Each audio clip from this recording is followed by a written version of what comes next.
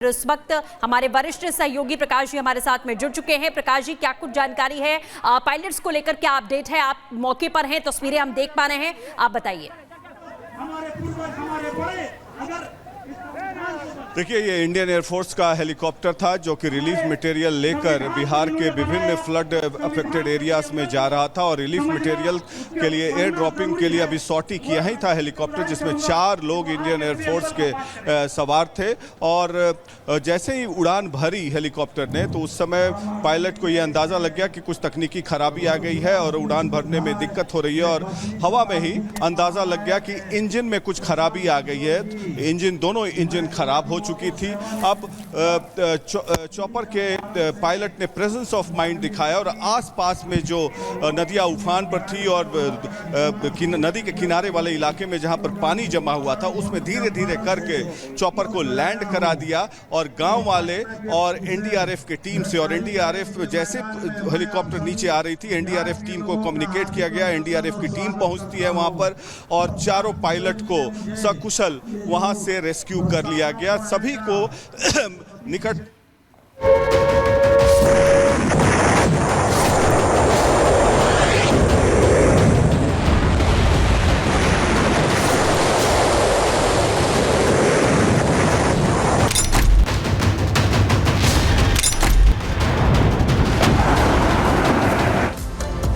जिस तरह से ईरान ने इजराइल पर हमला किया, एक के बाद एक मिसाइल दागी, उसके बाद अब इजराइल एक बड़ी स्ट्रैटेजी की प्लानिंग कर रहा है जिसमें वो ईरान को पूरी तरह से खत्म करने की तैयारी कर रहा है। यानी कि ईरान को दुनिया के नक्शे से ही गायब करने की तैयारी वो कर रहा है। गुस्से में है इजराइल, क्योंकि इजराइल पर जिस तरीके से अटैक किया गया उसके बाद अब सवाल यही है कि जिस तरीके से दोनों देश आमने सामने हैं, अब क्या होगा?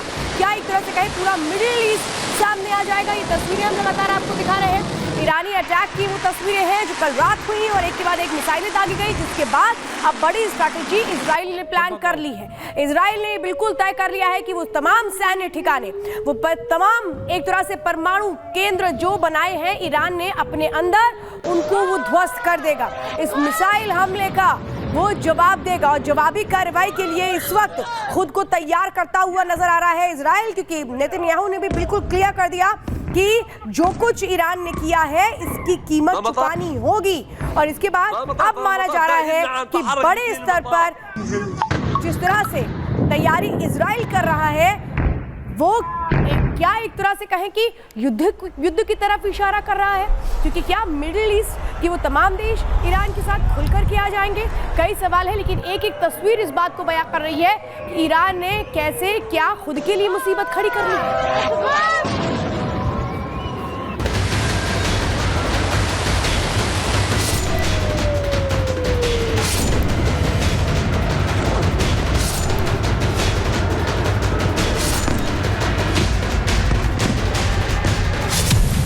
एक 181 मिसाइलों का अटैक,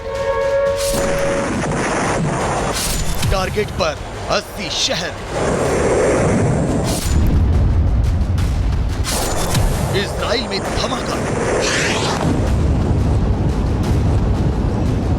पूरी दुनिया में गूंज।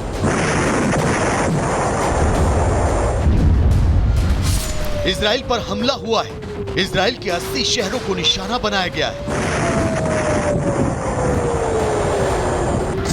और अब इसकी गूंज पूरी दुनिया में सुनाई दे रही है। इजराइल ने बदला लेने की धमकी दे दी है और ईरान ने भी कह दिया है कि ये तो बस शुरुआत है। अगर इजराइल ने पलटकर हमला किया तो आगे अंजाम महा तबाही तय। वहीं इजराइल ने भी साफ कर दिया कि बदला तो वो लेकर रहेगा। ערב איראן שוב תקפה את ישראל במאות טילים. המתקפה הזאת נכשלה. היא סוכלה בזכות מערך ההגנה האווירי של ישראל, שהוא המתקדם ביותר בעולם, ואני מברך את צה"ל על ההישג המרשים. היא גם סוכלה בזכות הערנות והאחריות שגיליתם אתם, אזרחי ישראל. ואני מודה גם לארצות הברית על תמיכתה במאמץ ההגנה שלה. साफ है कि इजराइल को छेड़ने की हिमाकत ईरान पर भारी पड़ने वाली है, लेकिन ईरान ने जिस जंग की शुरुआत की है वो अब दुनिया में तीसरे विश्व युद्ध का अलार्म बजा रही है।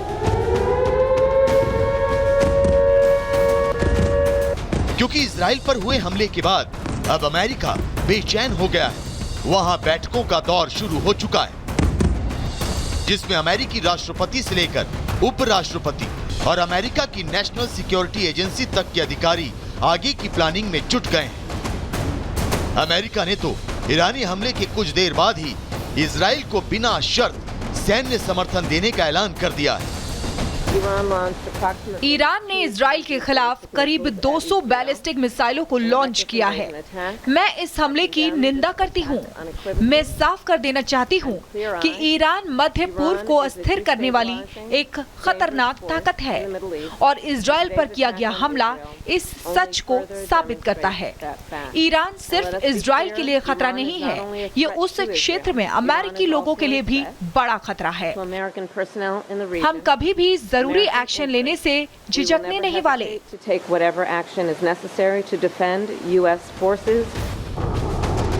हालांकि अमेरिका पहले से ही इजराइल के साथ खड़ा है, लेकिन इस बार महातबाही भारी हो सकती है, क्योंकि बहुत जल्द अमेरिका में राष्ट्रपति चुनाव होने वाले हैं और अगर ऐसे वक्त में अमेरिकी राष्ट्रपति जो बाइडेन ने कड़े फैसले नहीं लिए तो राष्ट्रपति चुनाव में उनकी डेमोक्रेटिक पार्टी की राष्ट्रपति पद की उम्मीदवारी का दावा रिपब्लिकन पार्टी के राष्ट्रपति उम्मीदवार डोनाल्ड ट्रंप के सामने फीका पड़ जाएगा, जो इस वक्त ईरान के हमले के बाद से ही अमेरिकी रुख को लेकर हमलावर है। Time ago, Iran launched 181 ballistic missiles at Israel, and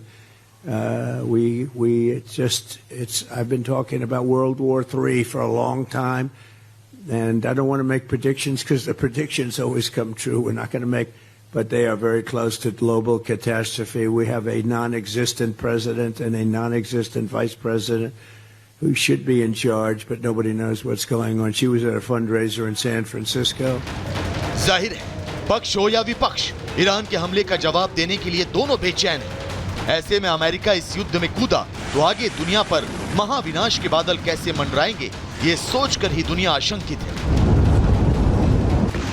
क्योंकि इस वक्त अमेरिका ने मिडिल ईस्ट के आसपास ईरान के खिलाफ ऐसा घेरा तैयार कर रखा है, जहां से एक बार ईरान पर आग बरसनी शुरू हुई तो ईरान का वजूद बारूद से बने राख में तब्दील हो जाएगा।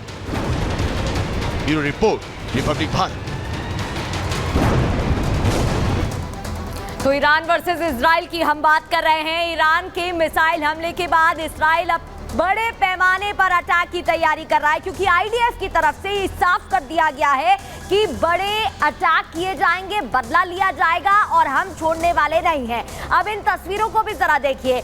ईरान एक्शन मोड पे नजर आया, काउंटर अटैक होगा ये पता था, लेकिन इतनी जल्दी क्या कोई कदम उठाया जाएगा?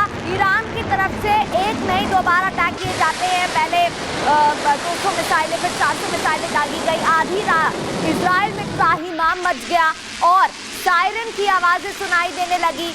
दूसरी ओर अमेरिका की अगर बात करें तो अमेरिका की तरफ से भी जल्द ही आपात इमरजेंसी बैठक बुलाई जाती है और यूएस के एनएसए की तरफ से ब्रीफिंग की जाती है और साफ तौर पर ये कह दिया गया कि हम इजराइल का साथ देंगे और इजराइल का समर्थन हमेशा देते रहेंगे जिस तरीके से देते आए हैं।